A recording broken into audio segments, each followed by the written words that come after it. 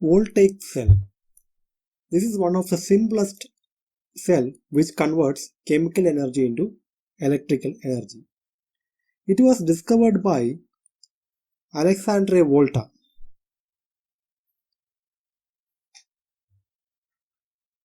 Alexandre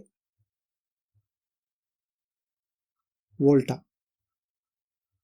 He has discovered this simple voltaic or galvanic cell. Let's see how it works. We have two rods as electrodes. This is the zinc rod and this is the copper rod, and it is filled with, it is a glass container. Okay, this complete setup is in a glass container and it is filled with a electrolyte. Electrolyte is diluted H2SO4, sulfuric acid, diluted sulfuric acid. Now what happens? This zinc is highly reactive compared to copper, and this zinc becomes zinc ion. Here the oxidation happens at zinc. Oxidation happens. Oxidation happens. Oxidation is what? Losing electrons. So zinc loses 2 electrons and becomes zinc 2 plus, zinc ion. It becomes zinc ion. Now I'll write 2 words.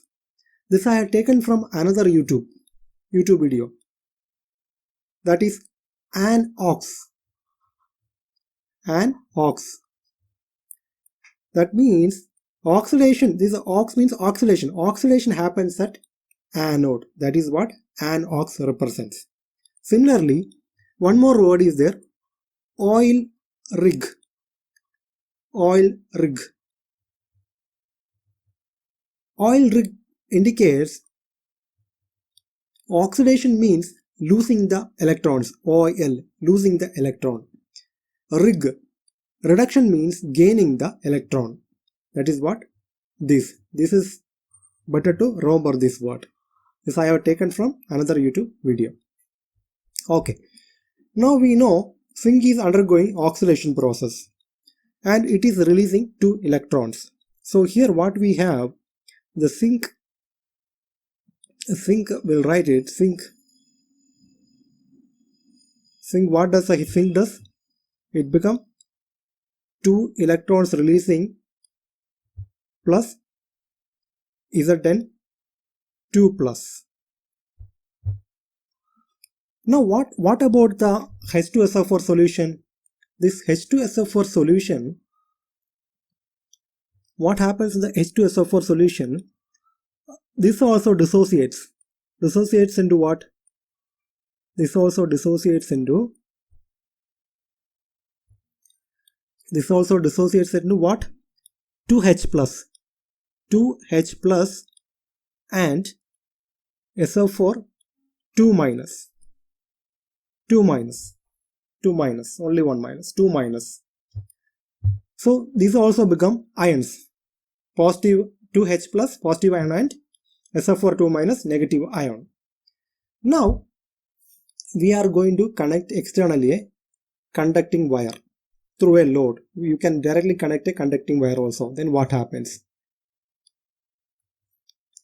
Now from here I am connecting one conducting wire. One bulb also I have connected. Now what happens? These electrons will flow out through this conducting wire. So electrons are moving out. So these electrons will be coming here. These 2H plus ions will move towards the copper electrode. It will move towards the copper electrode. And these electrons comes here, reaches to the copper. Copper doesn't receive these electrons. Okay, be sure, because copper receives, it becomes a negative ion. Metals never like to be negative ions. So what happens?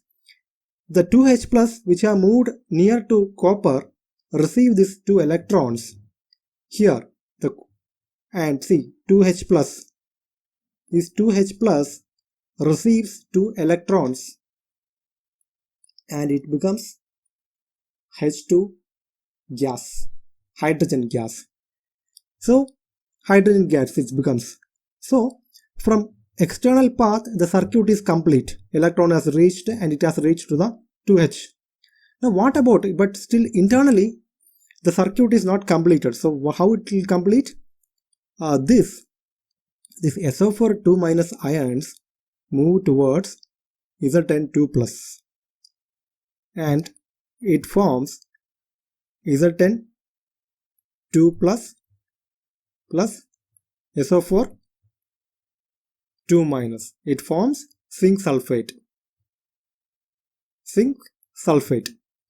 So this Zn moves towards the zinc and completes the circuit. Negative charge is moving from this SO4 2 minus is moving from solution to the zinc electrode where it has released the electron. So the circuit is now complete. Now this process will be keep on repeating.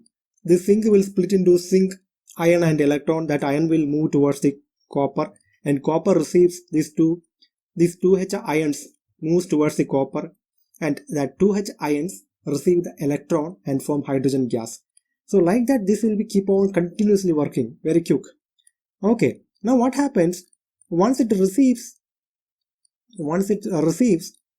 this process goes on. What happens? Some hydrogen bubbles, hydrogen gas is released at the copper. Hydrogen bubbles will develop around the copper electrode.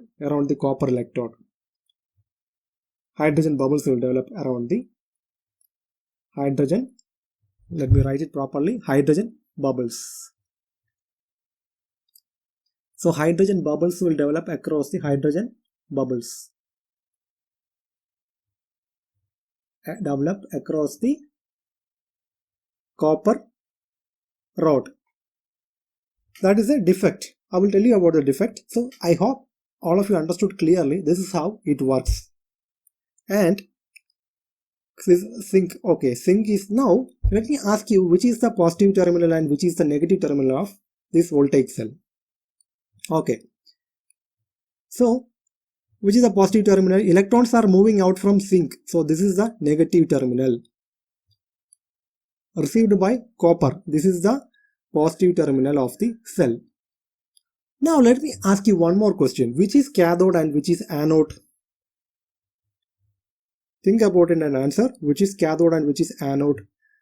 This is the anode. Why? This zinc is the anode. Why? That is where the that is where the oxidation process happens. Oxidation, right? Oxidation means from this word I told you how to see. It is losing the electrons. So that is how whichever electrode undergoes oxidation, that is known as the anode. Then you know the whatever is left that is the cathode. So copper is the cathode. Copper is the cathode. Now what the EMF we get from this cell is EMF. I will write it in the next page. Okay, this was not required because I wanted a little magnified figure. So EMF received from this cell is 1.08 volt. 1.08 volt. 1.08 volt. And there are two defects related to this cell. One, I told you, the bubbles, the hydrogen gas will be accumulating at the hydrogen gas bubbles will be accumulating at the copper electrode. That is called polarization. Polarization. So after some time of working, what happens? This bubbles will be the copper electrode will be covered with the bubbles and it won't be in contact with the it won't be in contact with the electrolyte. That is what polarization. To avoid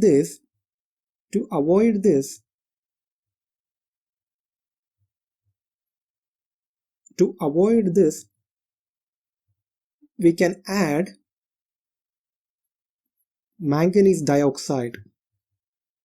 We can add manganese dioxide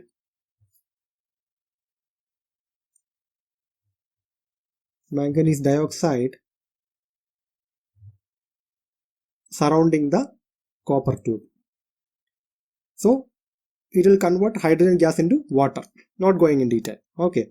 And one more defect is the local action, something called local action. Local action. What does it mean? This zinc rod contains some impurities like iron, lead, different materials it contains. So what happens?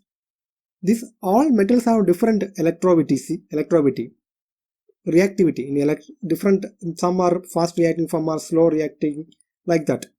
So this will form internally many small cells that will cause chemical energy loss. Chemical energy loss. And this is avoided by plating, mercury plating zinc, mercury coated zinc. This is what they will do. They will coat the mercury with zinc. They will coat the zinc electrode with mercury. So they use mercury coated zinc. Mercury coated zinc electrode to avoid this local action. Zinc electrode. Okay, so now almost we have completed. Now what happens after some time? This zinc will be keep on losing the electrons, correct? It's not a rechargeable cell. It will keep on losing the cells, and after some time this zinc will become thinner in shape. It becomes thinner. The zinc will go on reducing its size and it becomes thinner. And also one more thing is that this H2SO4 is become concentration reduces of this H2SO4, decreases the concentration of the H2SO4 in the solution. So what happens? After some time of working, the cell becomes inactive. If you like the video, please hit the like button. Also share with your friends. I hope you understood how the voltaic or simple galvanic cell works. Thanks for watching.